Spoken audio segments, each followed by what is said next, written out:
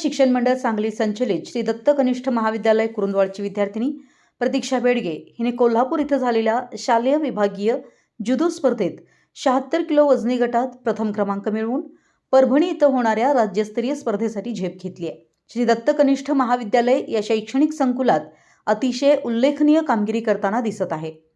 अनेक स्पर्धांमध्ये विजयी होऊन महाविद्यालयाच्या यशात मानाचा तुरा रोवलाय।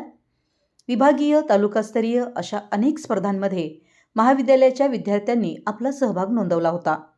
याच महाविद्यालयाची विद्यार्थिनी कुमारी प्रतीक्षा बेडगे हिने 76 किलो वजनी गटात कोल्हापूर इथं झालेल्या शालेय विभागीय जुदो स्पर्धेत प्रथम क्रमांक पटकावला। परभणी इथं होणाऱ्या राज्यस्तरीय स्पर्धेसाठी तिची निवड करण्यात आली। यापूर्वी झालेल्या सर्व स्पर्धांमध्ये महाविद्यालयातील खेळाडूंनी रोमहर्षक विजय मिळवले।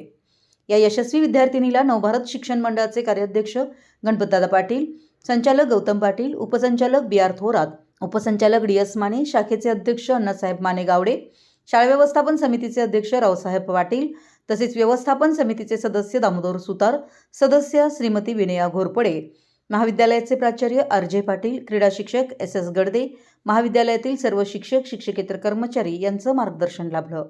मराठी एस न्यूजसाठी कुरुंदवाडहून संदीप अडसूळ।